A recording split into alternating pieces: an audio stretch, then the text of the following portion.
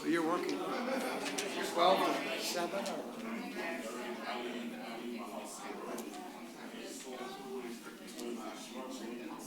What time do you leave your house?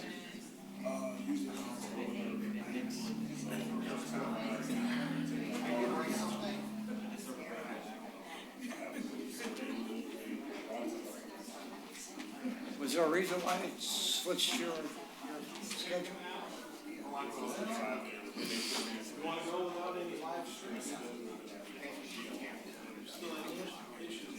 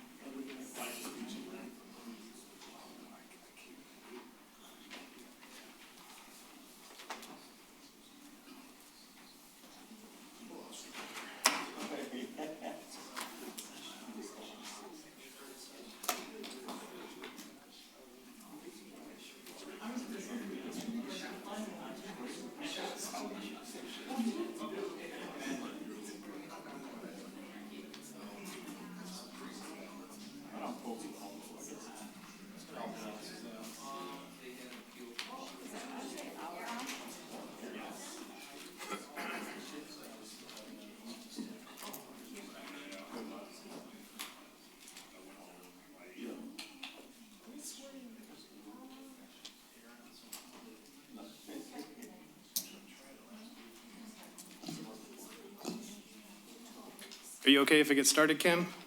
All right. We'll call the regular city council meeting to order. It is 7:02 p.m., April 16, 2024. Would everyone please rise by the invocation given by Dan Zander, followed by the Pledge of Allegiance.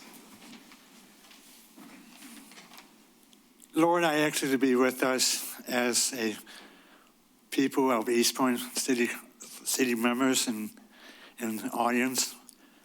And we want to pray for our firefighters and our fire departments and police departments and this wonderful Eastpointe area.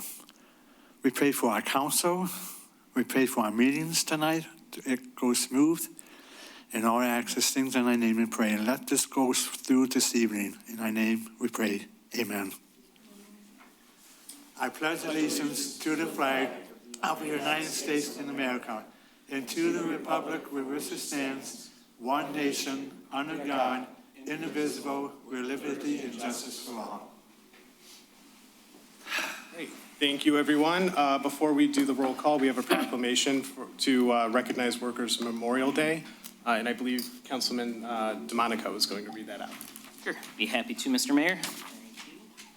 Yeah, this is a City of Eastpointe proclamation for Workers' Memorial Day, which will be April 28th, 2024.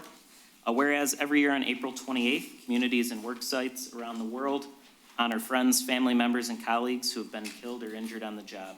Whereas in 2022, the Federal Bureau of Labor Statistics estimated that 5,486 workers were killed by traumatic injuries on the job, a 5% increase from 2021.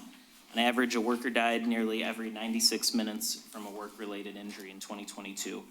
And whereas in 2022, 139 workers' lives were lost through fatal workplace accidents in Michigan, whereas it's appropriate to honor the memory of the courageous and dedicated members of Michigan's labor force who've been injured or disabled or have died as a result of workplace accidents. And whereas we remember those who've died in workplace catastrophes, suffered occupational-related diseases, or have been injured due to dangerous conditions. And whereas recognition of the integrity of Michigan's workforce and its achievements on behalf of the economic growth of our state is necessary. And whereas the City of Eastpointe wishes to pay tribute to the workers who've died or been injured or disabled in workplace accidents. We honor the contributions of Michigan's workforce and call for increased workplace safety. And whereas the City of Eastpointe renews our efforts to seek stronger workplace safety and health protections, better standards and enforcement, and fair and just compensation, and we rededicate ourselves to improving safety and health in every city workplace. Now, therefore, the Eastpointe City Council hereby proclaims April 28th, 2024, Workers' Memorial Day in the city of Eastpointe, Michigan, and urge all citizens to recognize and honor the contributions of Michigan's workforce and call for increased workplace safety standards.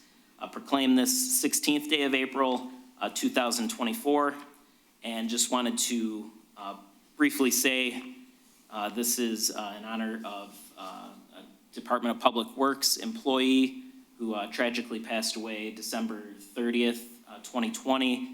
Brian Theobald is his name.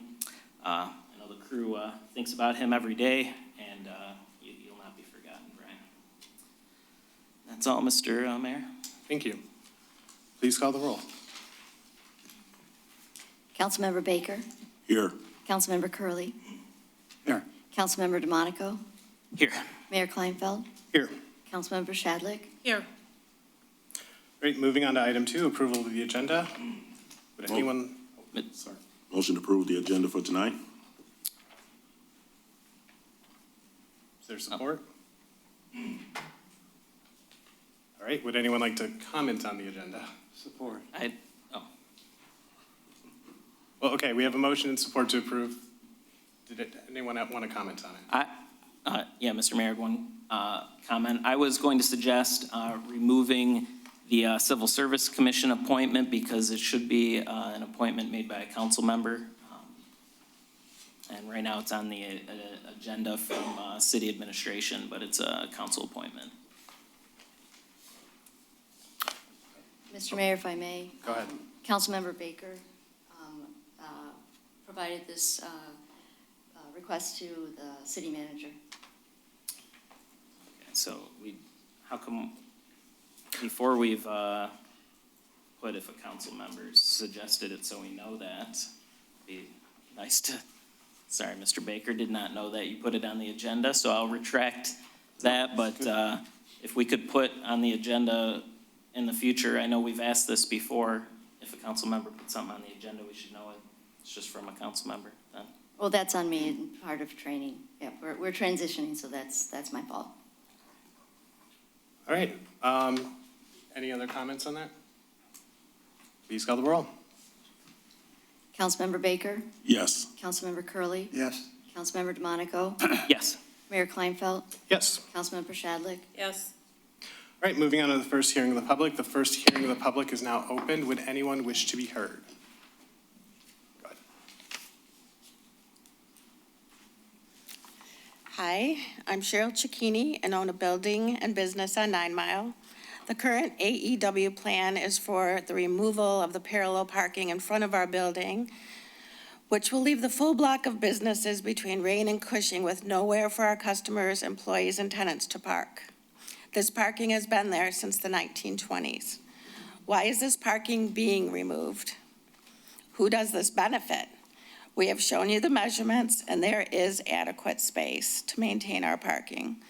About 7 months ago, you had given city administration direction to pursue an option for our parking, and to date, we haven't heard of any. We have enjoyed having our business in Eastpointe for the last 35-plus years, but owning a commercial building without parking will seriously impact our business and property value. The city says it's pro-business, but how can a business survive without parking? Does Eastpointe City Council really want more vacant buildings? We are asking you to support the businesses. You have the power to make AEW keep our parking in the plans for the benefit of the city. Please do not accept the plan as is and have the parking reinstated. Thank you. Thank you. Anyone else? My name is Miss Wally Twyman. I'm a Eastpointe resident. That's a good idea for the Workers' Memorial Day. I was injured on the job, but my question is, how do you find these dedicated attorneys that want to help the injured person instead of working for the company you have the issue with? Because I didn't feel that my attorney represented me at all in my case, and other attorneys wouldn't take the case at all.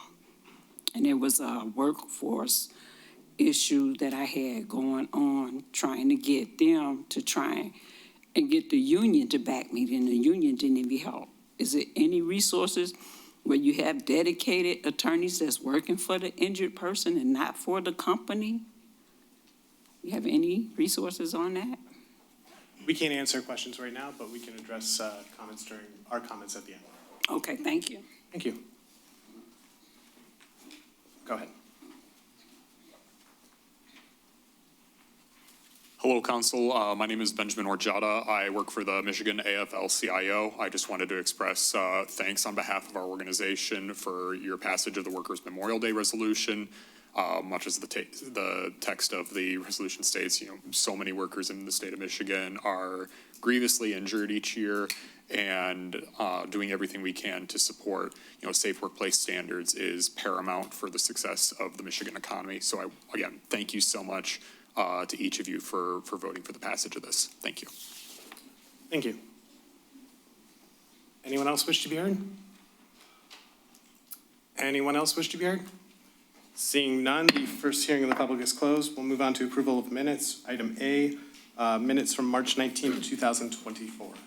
Mr. Mayor, I would move that we receive and file the minutes of the regular meeting of March 19th, 2024. Is there support? I'll support. I have a comment on these minutes, though.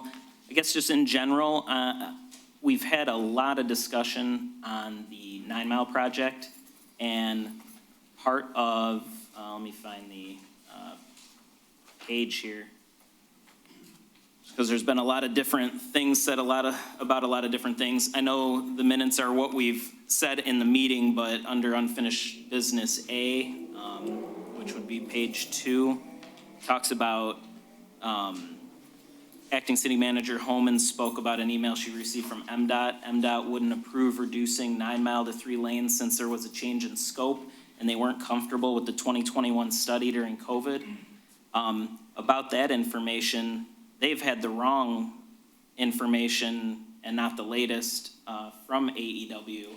So I believe that's just not a true statement, and I just don't want it to be reflected in the minutes, because that is not why, MDOT didn't have the correct information, so I don't think we should be saying that. And then the line after that, if the city wants 9 Mile reduced to 3 lanes, it'd have to do additional studies, which is true, and have plans drawn in order to obtain funding. It says the earliest funding could be obtained is 2028.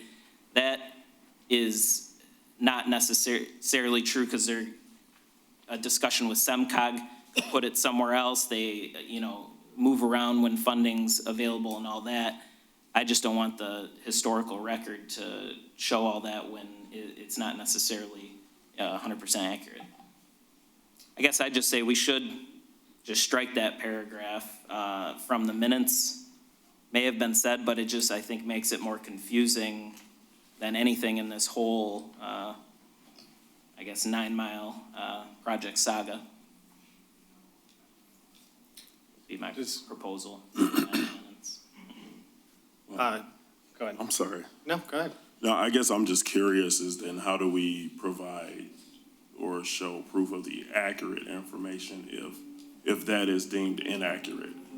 And I know, like you said, there's been a lot of conversation back and forth about it for quite a long time, but I guess, so those that look at the minutes, how do they know what's accurate? Or, are we having conversations with the same people? Well, I haven't had a conversation with anybody, so I can't say that, but is administration having the same dialogue or getting the same information, or are they reporting what's told to them? And then in certain other conversations, is it something else being said by someone else? So I guess, just for clarity, how do we show what's accurate, or how do we prove that that is inaccurate? Mr. Mayor, if I may. Go ahead. Perfectly fine either way, don't really care. This was just what was being reported from our conversation with MDOT. So we're not saying it's accurate or not, but this is what we were talking about, and this is fiscal year, actually, it would be our fiscal year 2027, but that is MDOT's fiscal year 2028. So my perspective on this is I do think that some inaccurate information was given to MDOT, but the minutes are reflecting what was said at the meeting. I'm fine with striking it or leaving it, whichever. I think maybe what I would suggest, given the confusion around this project, is maybe before the next meeting or a couple meetings from now, ask administration to kind of do a debriefing on what happened during that project. You know, nothing crazy extensive, but just something to kind of clarify the process, what happened with it. We're going to be going to phase 3, so I think it's already good for us to sort of learn from the confusion in phase 2. But instead of, I guess, trying to correct information in the minutes if things were said at a meeting, that would make more sense to me, because then we would later have, as a part of an agenda item, maybe just a corrected report on the process. So it's not really a question of minutes, but, you know, we that at least have something that then accurately reflects what happened with phase 2. Does that make sense? I don't know if administration has any, thinks that's a bad idea, or that would make sense to kind of just debrief. You might be doing that anyway, going forward. We are, but I guess I'm not really clear on what you would like to see. Maybe just a timeline of actions taken by council, and maybe a brief explanation of the process. I think Mr. Kern could probably assist with that, because I think he was learning some of the stuff as we were in real time. You know, really that's it. And I guess if there's more to be added or clarified, we could do something at that point. I'm not thinking something terribly like breaking down every communication or things like that, just maybe like every action at a meeting and the background before the action was taken.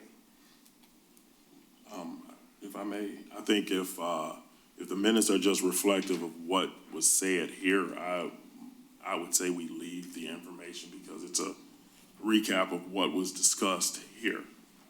It's not a matter of like what MDOT was told or anything that was said away from the table. It's pertinent to the meeting here. So I think just for erring on the side of caution, and if there's something that needs to be corrected or new information that needs to be given, and I think that we can always come back and revisit that. I would feel more comfortable going that way, personally, because it's supposed to reflect what we said, the discussion. You know, I could have come up here and said the sky was red, purple, and green. Doesn't mean it's true, but if I said it at the meeting, I said it at the meeting, so. Can we make sure that's included in the minutes? Yeah, yeah. It doesn't matter to me either way. The minutes don't require us to be this detailed. They can. I'm fine with whatever council wants. That's all I was going to say, is what you just said. All right. Please call the roll. One point of clarification, it's just to approve them then? So I was trying to amend it, nobody, all right, Yes. tried motioning that, I guess maybe I wasn't 100%. Oh, the motion on the floor is just to approve as is. Was there was support, wasn't there? Okay. I will point out, actually, since you paused me, it should be a motion to approve rather than receive and file. Why is that? Receiving files out of order? We actually approve the minutes, and the OMA requires approval of the minutes. I'm sorry, is there a motion still? Well, I'll change my motion to move that we approve the minutes of the March 19th meeting. Okay, I'll support. Please call the roll. Councilmember Curley, Yes. Mayor Kleinfeld, Yes. Councilmember DeMonico, No. Councilmember Shadlick, Yes. Councilmember Baker. Yes. Moving on, item B, approval of the minutes for March 21st, 2024. Would anyone like to make a motion? So moved. No one wants to support tonight. All right, please call the roll. Councilmember DeMonico, Yes. Councilmember Shadlick, Yes. Mayor Kleinfeld, Yes. Councilmember Baker, Yes. Councilmember Curley. Yes. Item C, minutes from April 2nd, 2024, regular minutes. Mr. Mayor, I'll move to approve those minutes from regular meeting minutes of April 2nd. I will support, even though I wasn't here, I did watch, so I will support. Thank you. Please call the roll. Councilmember DeMonico? Yes. Councilmember Baker? Yes. Councilmember Pashadlik? Yes. Councilmember Curley. Yes. Mayor Kleinfeld? Yes. Item D, closed session minutes from April 2nd, 2024. Would anyone like to make a motion to approve? And Mr. Mayor, I'll move we approve the closed session minutes from April 2nd. Is there a second? Second. All right, please call the roll. Councilmember DeMonico? Yes. Councilmember Pashadlik? Yes. Councilmember Baker is not available. Councilmember Curley. Yes? And Mayor Kleinfeld. Yes. There's no scheduled hearings or unfinished business, so we'll just move straight into reports from administration. City manager's report, Ms. Homan. Wanted to announce that our police and fire departments are hosting a neighborhood watch meeting next Tuesday, April 23rd at City Hall here in the chambers from 5 to 7 p.m. They're hoping everybody will come out, kicking off the spring season and the warm weather. So we hope to see you there.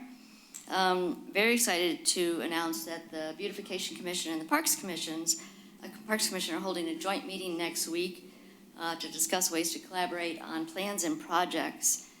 This is one of the goals we've had, is to get everybody working together, and we are hoping that in the future we can also include AC/DC in future projects for the benefit of the city and the residents.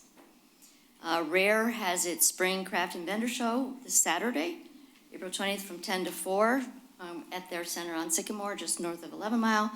Lots of vendors. I see a lot for jewelry and pets, but that's just me.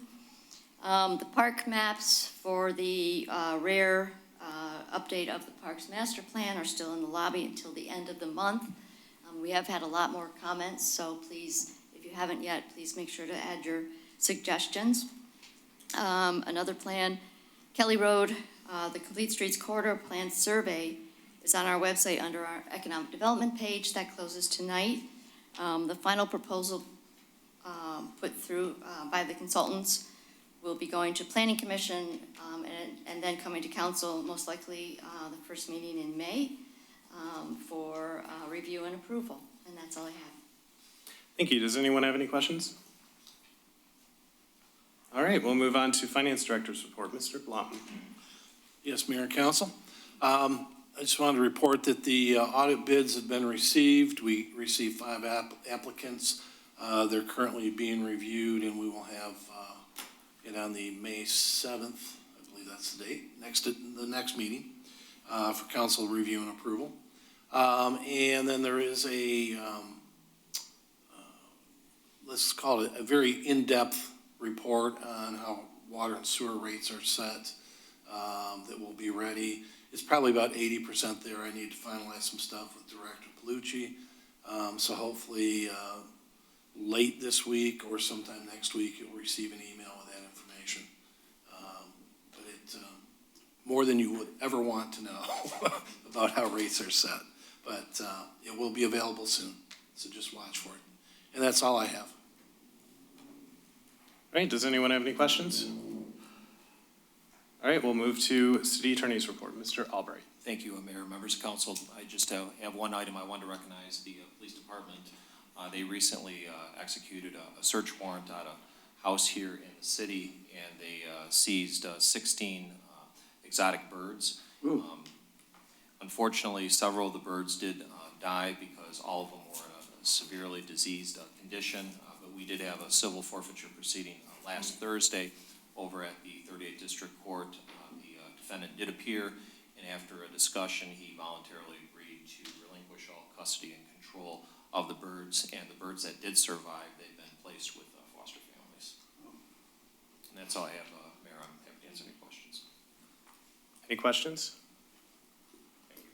All right, thank you. Moving on to new business item A. Receive and file the engineering plan submitted to MDOT for the 9 Mile Reconstruction Road project. I don't know if this should be a receive and file or just kind of a discussion item, but would anyone else like to open up on this?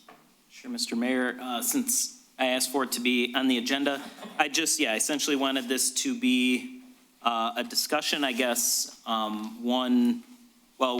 when we talked about this at the March 19th meeting, we asked that they be brought in front of us before they were approved. So I asked for them to be put on the agenda so we could discuss them, before they're sent to MDOT. So, If I may, sorry, these were the ones sent to MDOT in March with the deadline. Was it March? Yeah, the deadline was March 26th to be on the June bid letting. Yeah. so we asked at the March 19th meeting that they be sent to us before they were submitted, and we submitted them anyway before sharing them with council. Go ahead and finish your comments unless you have a question. Yeah, I thought we were discussing them before we submitted them to MDOT. I guess either way, I'd like to discuss them. I guess I don't know. I guess we just get told that we're gonna be getting the plans back and then you just submit them anyway, okay? And that's not the first time this has happened, that's at least the second time. But yeah, my questions for parking, I guess, first of all, can we just review, two areas, or three areas? There's three areas where there's street parking essentially, or parking that maybe is being affected. The first area would be on the south side, Rain to Cushing. It's the parallel spots. I think there's about 5 to 7 of them right now. What is happening with that? I think, can you clarify what's going on with those? So the section between Rain and Cushing, we've looked at this location several times. Currently, the parking that's there now is not to current code. The parallel parking that is there right now is 7 feet in width, and you have a 7-foot wide sidewalk that's there now. We've gone out there and measured that location several times. Per the city's ordinance, the parallel parking must be 9 feet in width and have a 7-foot sidewalk if it's adjacent to the parallel parking. So we don't have the room in order to provide parking there to the current code. So the plan was to eliminate that parking because we do not have the space to provide that parking that's currently not to code. Have we discussed reducing lane widths, or I know we've got wide lane widths, they're like 11 and a half feet, I believe. Or even just the middle lane or something if we just need an extra foot of space?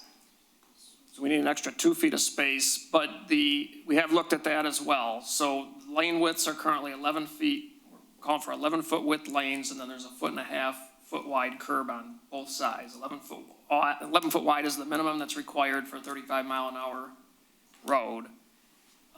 We have looked at, I know it's been discussed of possibly putting a median that would be narrower than the 11 feet for the center turn lane. That would prevent left turn movements to the properties on the north as well as to a residential driveway that is on the south side.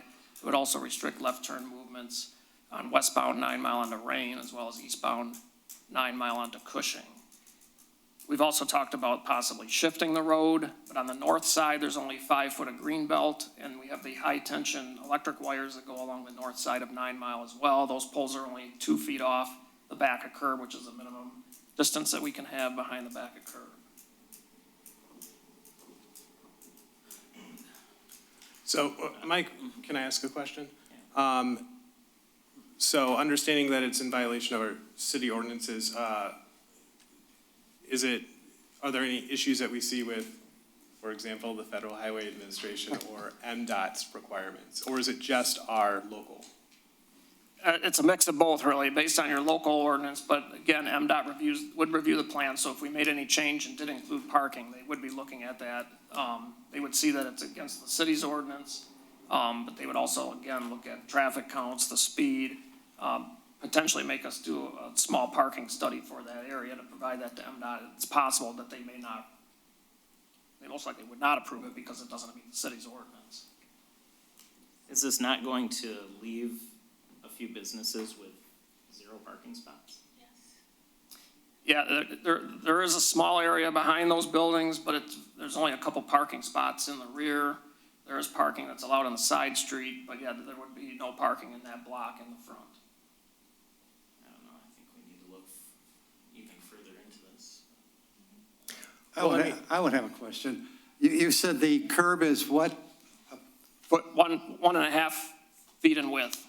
1.5? Yep. Is that by the state's mandate or is that us? That's per the state's design standards, yes. So let me ask it this So- way. Oh, I'm well, sorry. I'm Go sorry. ahead. I didn't know you were still going. Well, I'm trying to formulate my question or complaint. So, you know, sometimes I get really confused, and I know I've been up there long enough that I shouldn't be confused, but I am. That, you know, people 90 miles or 110 miles from us tells us what to do, and we say, well, you know, the guys in that great big white building says it has to be 1.5 feet.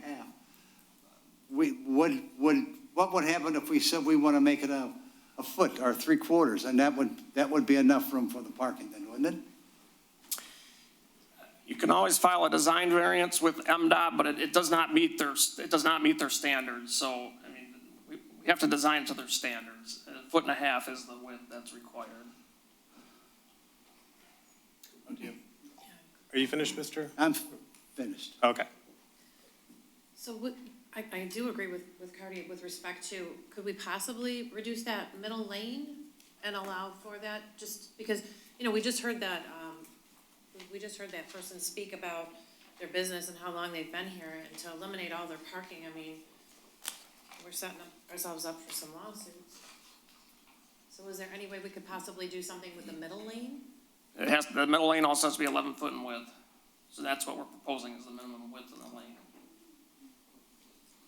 So we literally are not, I guess I'm real simple on this. So it's not a matter of ripping out and replacing. There's just not enough right of way there. May I? Yeah. So my first question is going to go back to timelines. We've submitted these plans to MDOT. I know that small changes can happen as Yes. projects progress. If we come up with a change, we can still implement it at some point. Is that right? Small changes with MDOT approval, yes. With their approval? Yes. Now, you mentioned the phrase design variance. So my question is just basically this. What are our options if we do want to find a way to preserve this parking? Yeah. I mean, you could do a center, instead of having the center turn lane, you could again have a median aisle in there that could be narrower than the 11 feet. But again, you're restricting, and that's up to council and the city and how they want to decide on how to proceed with that. But again, that would restrict left turn movements to the driveways on the north side, one residential driveway on the south, as well as to Rain and Cushing as well.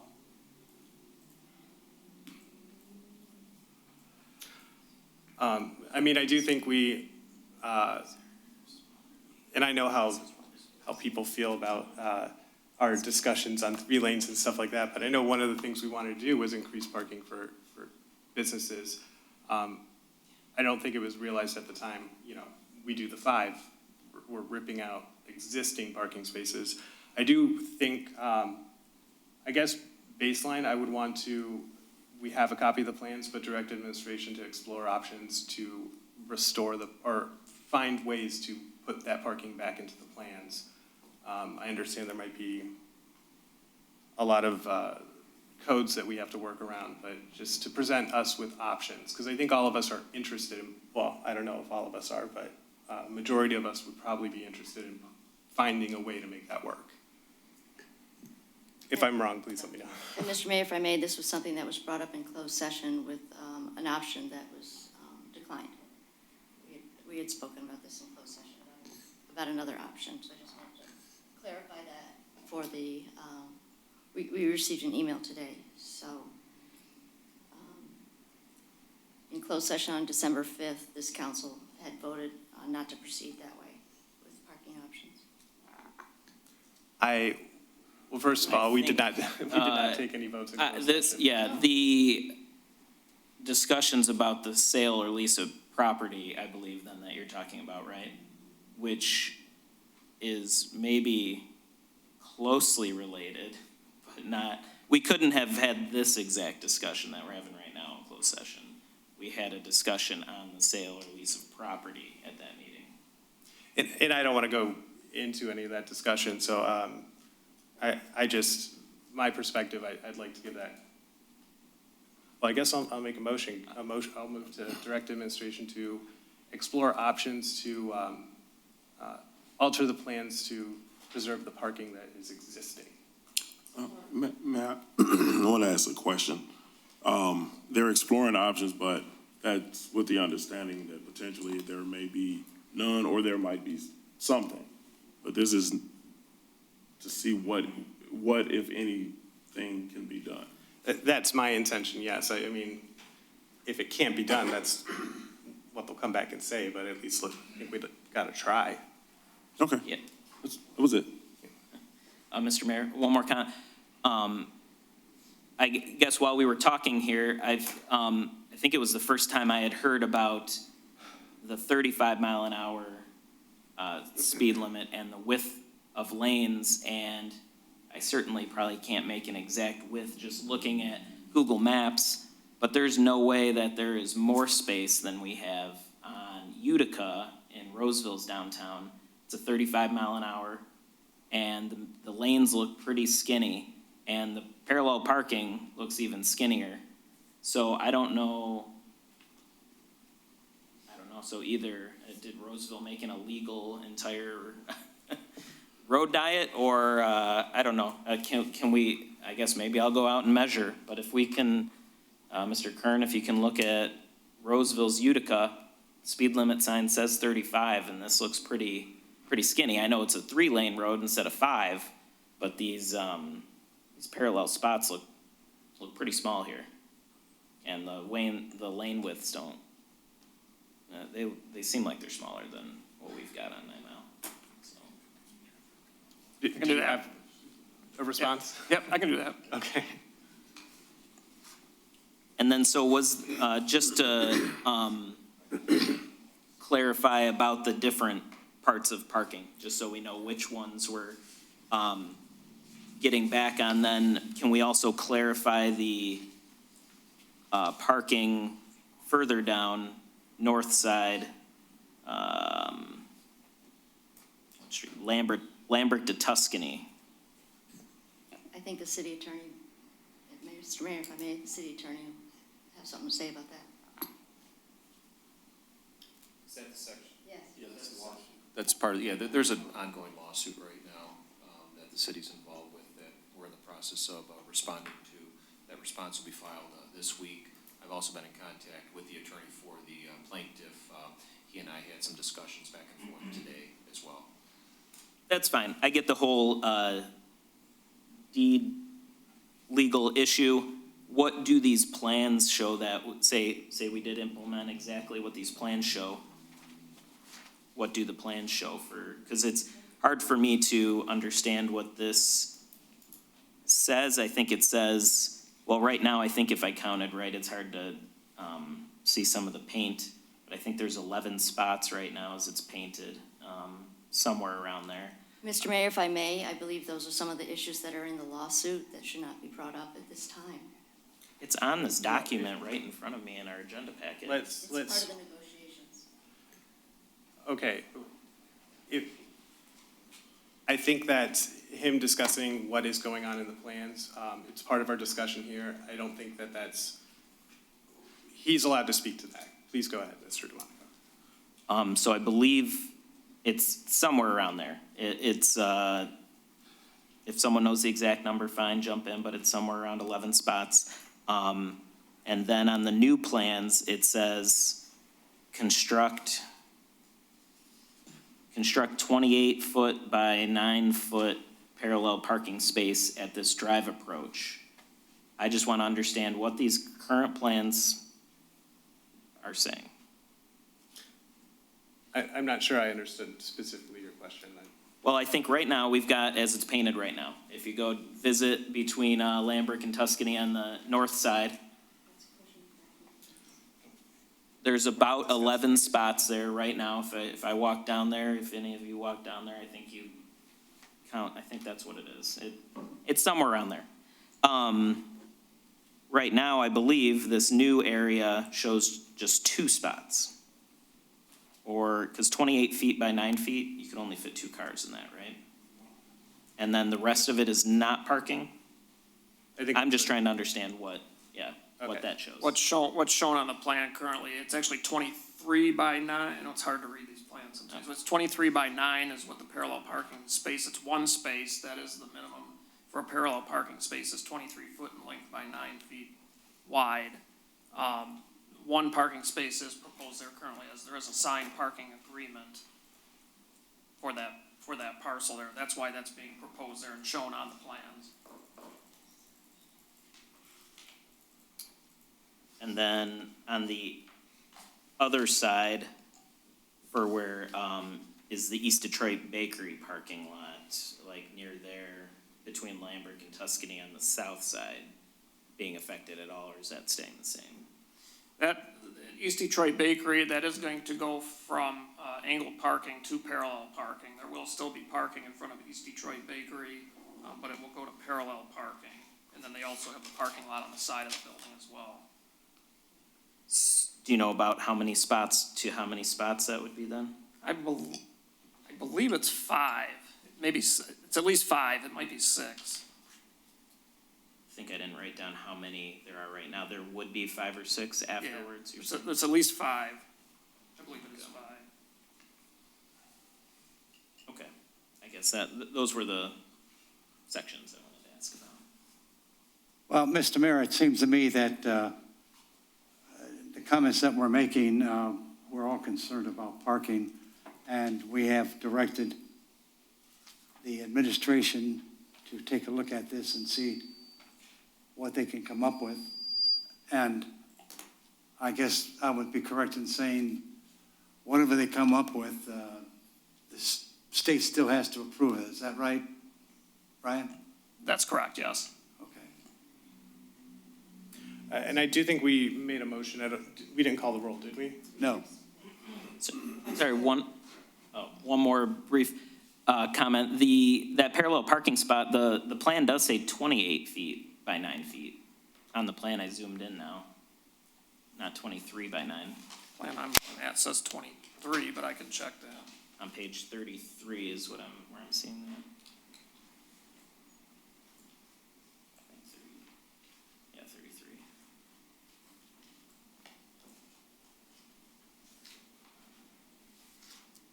33. You're looking at the note on the top above the proposed road, is that? Right, yep. Yeah, my plan does show 23 by 9.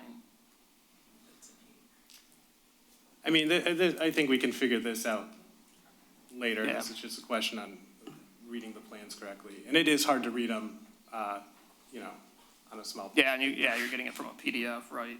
Yeah. There was a motion, I do believe Councilwoman Pashadlik supported. Is there any other discussion? And do you have any question? Is the motion clear for? Yeah, it is, yes. Okay. Please call the roll. Mayor Kleinfeld? Yes. Councilmember Shadlick? Yes. Councilmember DeMonico? Yes. Councilmember Baker? Yes. Councilmember Curley. Yes. All right, we'll move on to item B, discussion on motion on MDOT bid results for the Kelly Road Traffic Signal Modernization Project. Unless anyone wants to jump in with a motion, I did have a couple comments. Looking at, I know this has already come to the previous council before.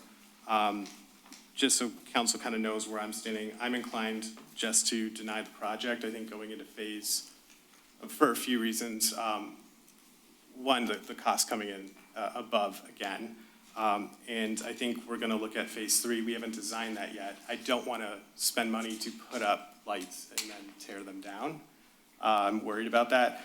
And on top of that, we've seen a lot of increases with project costs. We saw that with phase 2 already. We don't know what is going to come back on the new bids. And then phase 3, which was planned, years ago, might also come in over. So I think saving our money, we don't know if the project's going to need it. So that's my inclination on this. I agree with you.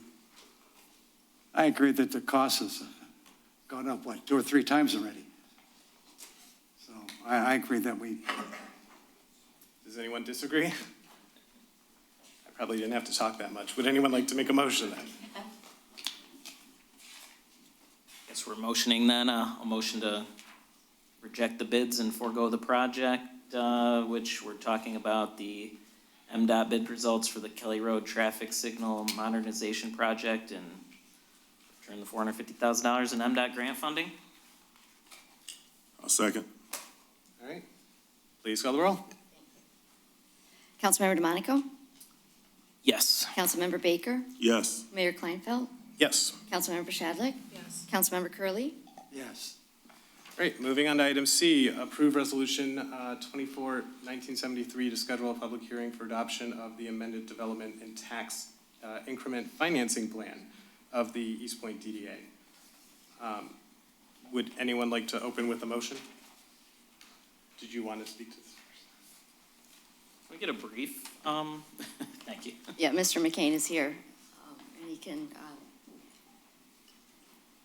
update you from the podium so everyone can see him.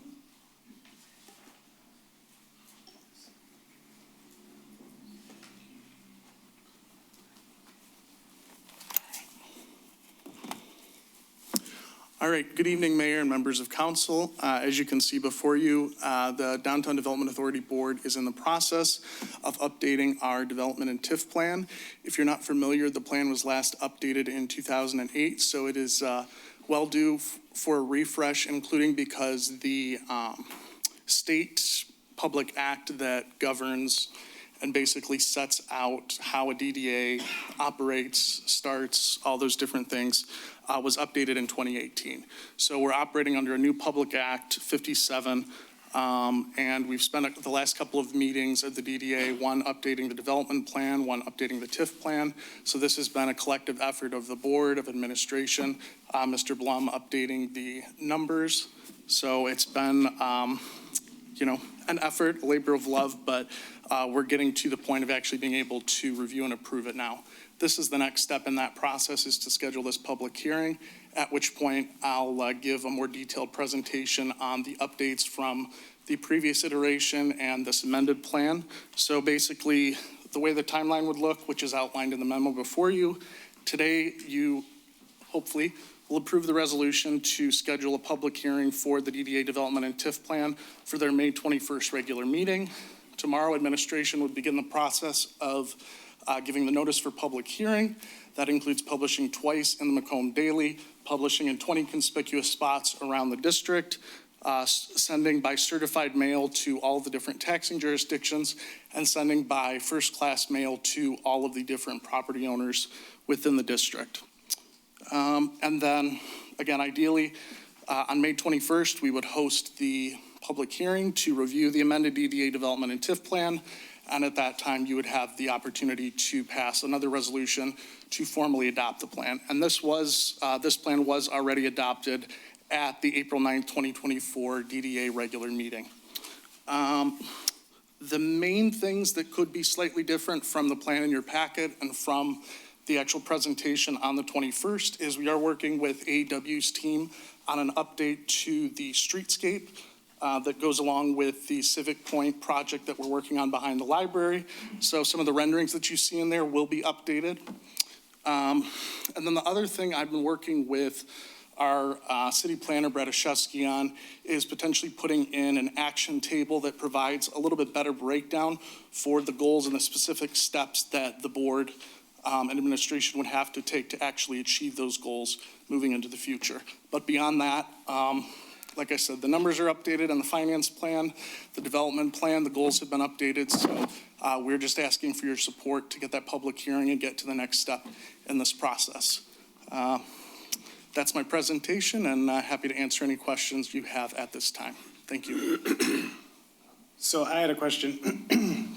I understand this is what's on our agenda tonight, scheduling a hearing. Right. So ultimately, does the city council essentially adopt the hearing through ordinance? So the resolution tonight is just to schedule the public hearing, and then ideally you would adopt another resolution after the public hearing that would formally adopt the amended development and TIF plan. And these are two separate plans, but like many cities, Eastpointe's are combined. So they're technically two separate, but we're amending and adopting together, which is common practice and allowed under Public Act 57 of 2018. Okay. Mr. Mayor, I had a quick question. Is there a proposed change to the millage amount or TIF? Great question. We are not changing the boundary either of the DDA district or the TIF district because those can be two separate things. In our case, the boundaries are the same. One thing that you would notice if you looked at the 0708 plan to the plan today is the taxing jurisdictions that we're collecting from has decreased. So with some changes even prior to Public Act 57 of 2018, the DDAs, any DDA or any, I think, TIF district around the state can no longer collect taxes from local school districts. So we're no longer collecting taxes from what was then East Detroit, what is now Eastpointe Community Schools. So the main taxing jurisdictions we have now are the city, the county, Macomb Community College, and the library. So we don't collect taxes, and we'd have to go back and look, but from any of the like special assessments or things like that that the city has for trying to think the Drain Commission and some of those other ones. So, and if you have any more specific finance questions, I think I hit everything, but I'll also defer to Mr. Blum if there is anything that I missed. Like if we approve this, I guess, does it put anything on the ballot? If we approve this plan, is that part? I tried I skimmed it and tried understanding it, but I didn't know if I was missing something. Like, are we trying, well, the millage, I guess, first. I think we're down because of the rollbacks. At 1.9571. I imagine going up to 2 is probably not making a huge difference. I guess, actually, one quick question, Mr. Blum. I don't know if you, I think actually I have the line item up, but I was just curious on each of, what does the millage bring in and what does the TIF bring in, right? That's a question. The DDA millage only brings in about 17,000 a year. Okay, so The that's what capture is about 127,000. Okay. The TIFs are kind of confusing to me, mathematically. But if, I guess I'm just trying to make sure I understand, if we're not proposing a millage change, then we just stick with the same thing if we do approve this, and if we did approve it, the TIF will just stay the same and the capture will just go along the same as if we approve this or not? Or is this affecting the TIF? Yeah, the biggest difference Okay. is the previous plan expires in 2037. This one would extend it for 30 years from when it's approved. And it just would be like the same algorithm or Yep. whatever. Okay, okay. That answers my questions, thank you. I essentially view this as adopting a master plan for the DDA, sort of. Yeah, that's a good way of, good comparison. All right, are there any other questions? Would anyone like to make a motion? Sure, Mr. Mayor, I'll move that we approve resolution number 24-1973 and schedule a public hearing for the amended Downtown Development Authority Development and Tax Increment Financing Plan for May 21st, 2024 at 7 p.m. Is there support? Support. Please call the roll. Thank you. Councilmember DeMonico? Yes. Councilmember Curley, Yes. Councilmember Shadlick? Yes. Councilmember Baker? Yes. Mayor Kleinfeld? Yes. Approval of item D, thank you very much. Approval of resolution 24-1974 to declare September 6th as First Amendment Day in the city of Eastpointe. Would anyone like to make a motion? Sure, Mr. Mayor, I could motion this and I'll read it into the record here. Motion, we approve resolution number 24-1974, a resolution declaring September 6th as First Amendment Day in the city of Eastpointe. Whereas Mary Hall Rayford, Karen Beltz, Karen Moragian, and Cynthia Federley filed a lawsuit against the city of Eastpointe and former Mayor Monique Owens. Whereas the lawsuit alleged violations of the First and 14th Amendments of the U.S. Constitution, rising out of Ms. Hall Rayford's, Ms. Beltz, Ms. Moragian, and Ms. Federley's criticism of Mayor Owens during public participation periods of City of Eastpointe City Council meetings. Whereas the City of Eastpointe recognizes that during public participation that during public participation periods at City of Eastpointe City Council meetings, members of the public may direct and/or express comment, criticism, and/or praise regarding the works and/or actions of any public official, subject to reasonable time, place, and manner restrictions. Whereas the City of Eastpointe recognizes that the comments made by Ms. Hall-Rayford, Ms. Beltz, Ms. Moragian, and Ms. Federley during the public participation periods of the City of Eastpointe City Council meeting were protected by the First Amendment, the U.S. Constitution, and that curtailing these communications would be contrary to the rights of free speech and public expression, which the City of Eastpointe intends to fully embrace and foster. Now therefore, it is hereby resolved as follows. The City of Eastpointe, through its City Council, hereby recognizes September 6th as First Amendment Day. The City of Eastpointe City Council hereby recognizes that during public participation periods at City of Eastpointe City Council meetings, members of the public may direct and/or express comment, criticism, and/or praise to and regarding public officials and on any matter of public concern. The City of Eastpointe City Council hereby recognizes the importance of First Amendment rights and the right to public debate and encourages members of the public to actively participate at City of Eastpointe City Council meetings during public participation periods. And finally, further, the City of Eastpointe hereby apologizes for the events of March 22nd, 2022 and September 6th, 2022 City of Eastpointe City Council meetings, which curtailed the First Amendment rights of Mary Hall-Rayford, Karen Beltz, Karen Moragian, and Cindy Federley. Support. All right. Please call the roll. Councilmember DeMonico? Yes. Councilmember Curley, Yes. Councilmember Baker? Yes. Mayor Kleinfeld? Yes. Councilmember Shadlick? Yes. Mr. Mayor, Sure. if you allow me, I would like to make a statement concerning what we just passed. This was not an easy thing that these 4 citizens decided to do, to sue the city. Their rights were definitely violated. The First Amendment that we all share and have were violated. It was not an easy thing for them to carry on for these many months to do that. And let me remind you that the citizens of Eastpointe were not responsible. The employees of this city were not responsible. Council DeMonico was not responsible. Councilwoman Lucido was not responsible. Councilmember Baker was not responsible. And Harvey Curley, councilman, was not responsible.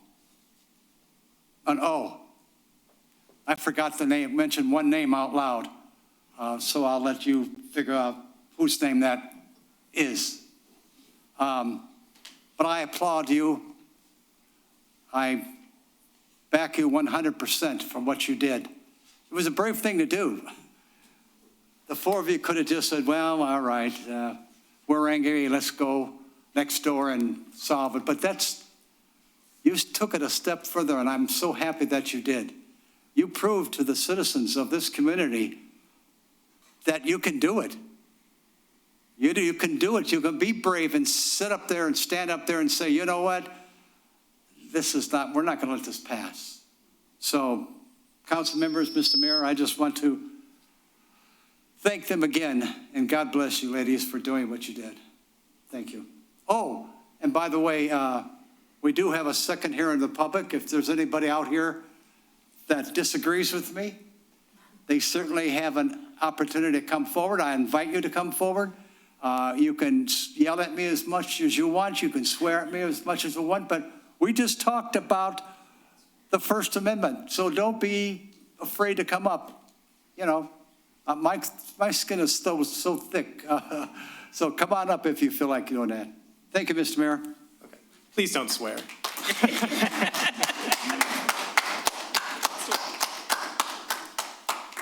All right, I have some comments, but I'll wait till we get near the end.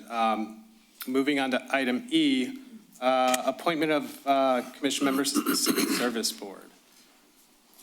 All right, Mayor, I move that we accept the appointment of Lisa Patterson to the Civil Service Board with a term expiring May 16th, 2026, and to approve the reappointment of Walter Martin to the Civil Service Board with a term expiring April 15th, 2027. Is there support?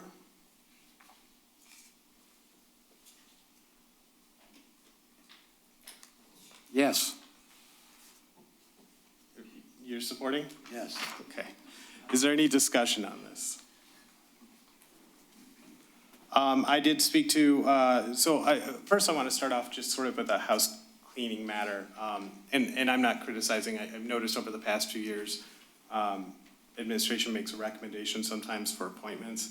I think for appointments, really council shouldn't kind of leave that work to administration. So I would ask when there's an appointment, because there's multiple applicants, I think it's really up to council to go through and do that job of selecting. That said, I think administration, if you have input, it's valuable.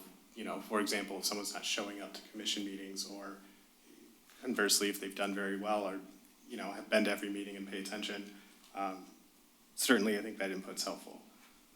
That said, I did talk to a few, but not all of the applicants for this. I don't think when someone, my personal, I guess, outlook is when someone's serving on a commission, I don't think they, as long as they're doing the job and doing it well, I don't think they should be removed necessarily. I know in the past there's been some, I guess, opinions that commission members should rotate.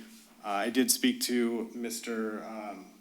Walter Martin, and he does want to remain on the board, as well as some of the other applicants, but I have to support his reappointment, just given his history of service on the board. So, and I think the other one, we're really just ratifying a person who's, it's not her choice, so. Yeah, I think this one is a unique one with, I think, with how they appoint one and then we appoint one. All right.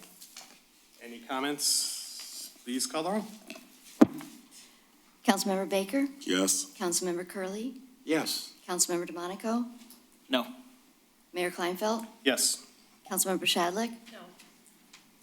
All right, moving on to item F, approval of special event application, Love Life Family Christian Center, National Day of Prayer Service, May 2nd, 2024. Would anyone like to make a motion? Yes, Mr. Mayor, I would move that we approve the special event application for the Love Life Family Christian Center Daycare of Prayer Service on May 2nd at the City Hall at 6 p.m. I'll support. All right, any comments? Please call the roll. Councilmember Curley, Yes. Councilmember Baker? Yes. Councilmember DeMonico? Yes. Mayor Kleinfeld? Yes. Councilmember Shadlick? Yes. Moving on to item G, approval of the special event application for Cartier's Comfort Center Autism Awareness Family Fun Day, April 27th, 2024. Would anyone like to make a motion for this? Go ahead. I would move that we approve the special event application for the Cartier's Comfort Center Autism Awareness Family Fun Day for April 27th, 2024. Second. All right, any comments on this one? Please call the roll. Councilmember Shadlick? Yes. Councilmember Baker? Yes. Mayor Kleinfeld? Yes. Councilmember Curley, Yes. Councilmember DeMonico? Yes. Moving on to payroll and bills. Would anyone like to make a motion? Mr. Mayor, I'll make a motion to pay the bills in the amount of $3,305,175.27. I'll second. All right, is there any questions on the bills? Please call the roll. Councilmember DeMonico? Yes. Councilmember Baker? Yes. Councilmember Curley, Yes. Mayor Kleinfeld? Yes. Councilmember Shadlick? Yes. All right, and we'll open the second hearing of the public. Would anyone wish to be heard? Oh, go ahead.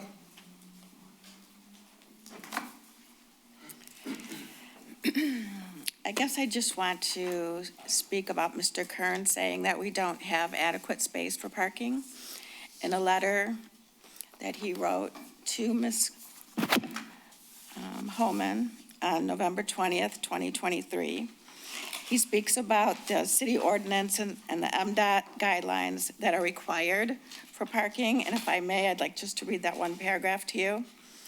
To comply with the city ordinance for on-street parking, parallel parking spaces must be 9 feet in width and 23 feet in length. However, MDOT design guidelines will allow for a minimum of 8 feet for parallel parking spaces. In addition, per MDOT design standards, public sidewalks must be a minimum of 5 feet in width, and public sidewalks that abut parallel parking must be a minimum of 7 feet to allow for the opening of vehicle doors. Therefore, to meet current MDOT design guidelines, the minimum width required to provide parallel parking and an adjacent public sidewalk is 15 feet and is not available at this location as the buildings are at 0 setback.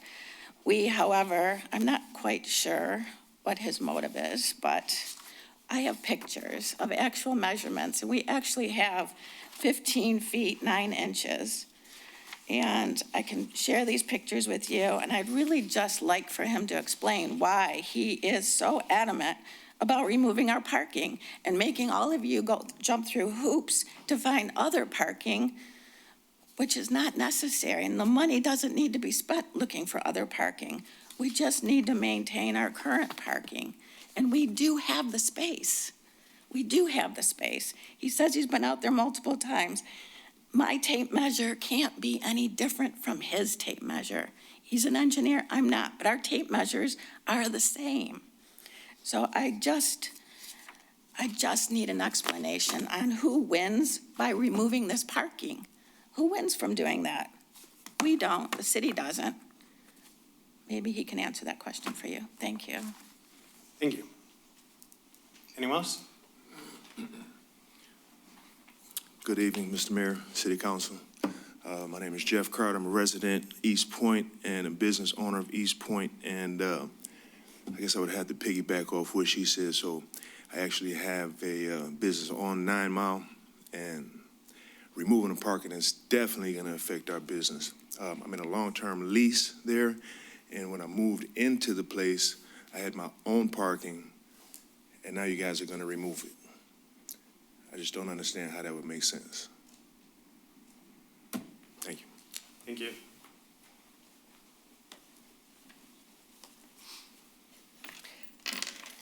Hi, Cindy Federle, Eastpointe resident.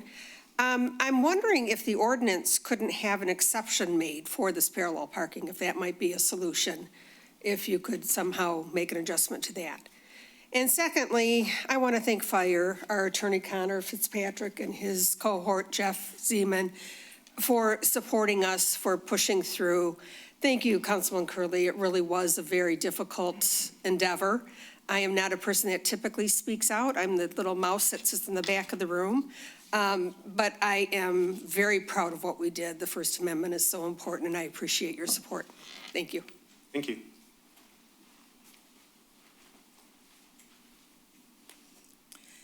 Good evening, Council. Mary Howell Rayford, Eastpointe resident. I really appreciate your vote for the acknowledgement of First Amendment rights. I think sometimes people get confused when they think they cannot speak up, and they end up being oppressed when they don't think they have a right to say certain things. I know it's difficult to always stand up for your rights. This was not an easy matter, but I have to give Veronica Kleinfeld and Mike thanks for encouraging us to move forward rather than sitting back and just taking it. They may not remember it, but I remember it very well. In all things,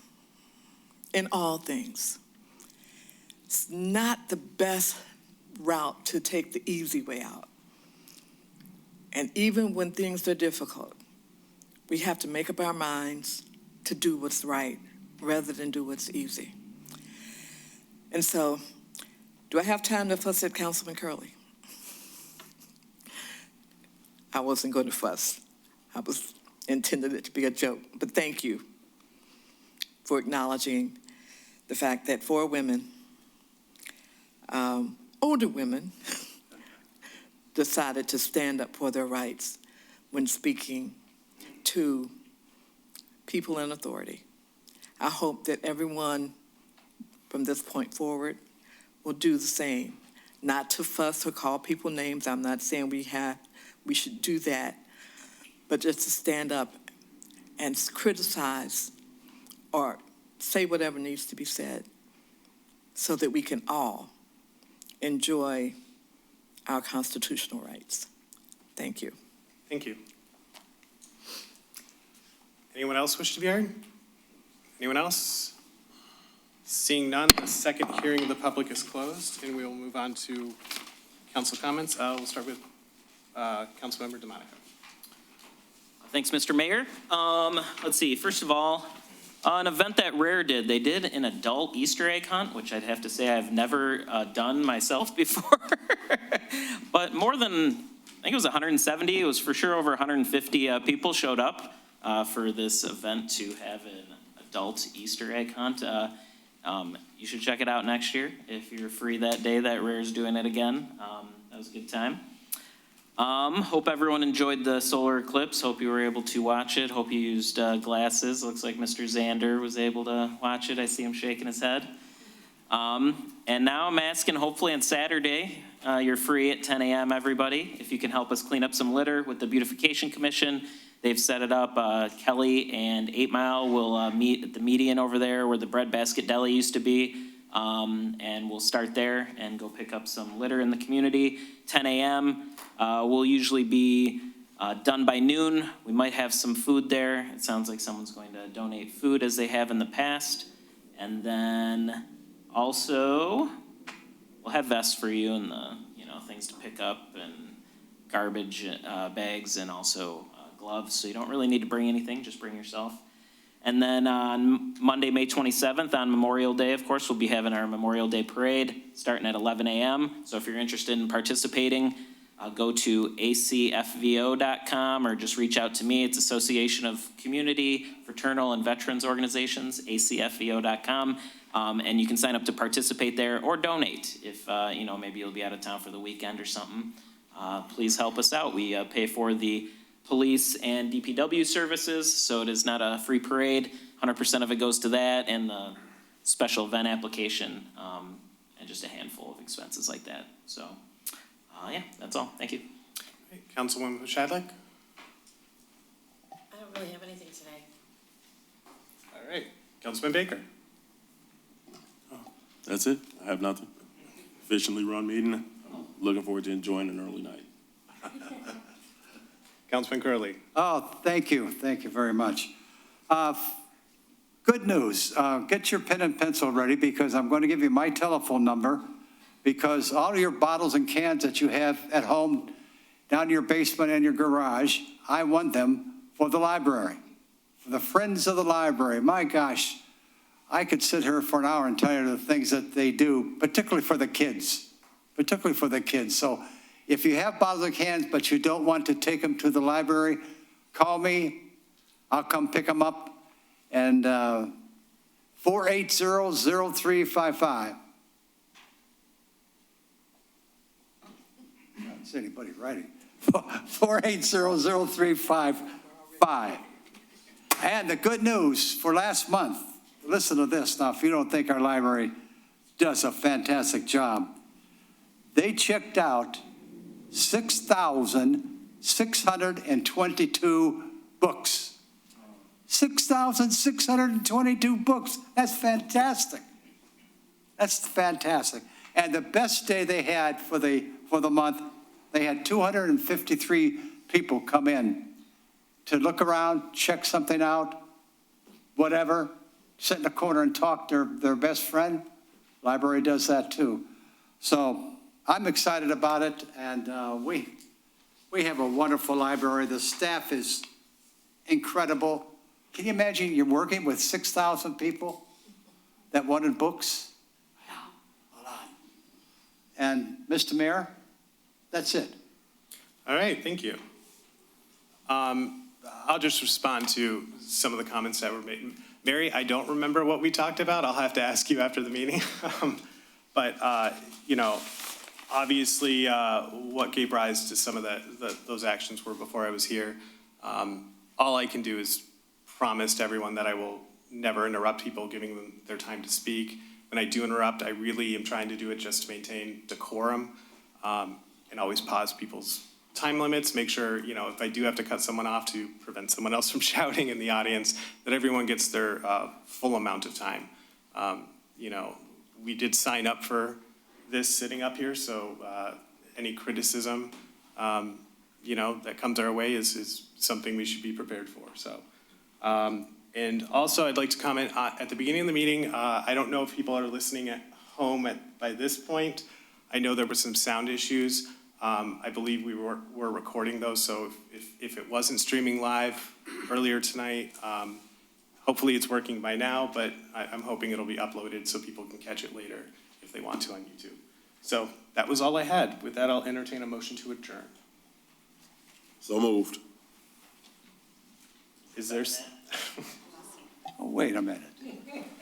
Will you stop doing that? Please call the roll. I'll move that for adjournment. Councilmember Baker, Yes. Councilmember DeMonico. Yes. Councilmember Curley. Mayor Kleinfeld. Yes. Councilmember Pichadlik. Yes. Meeting adjourned at 8:16.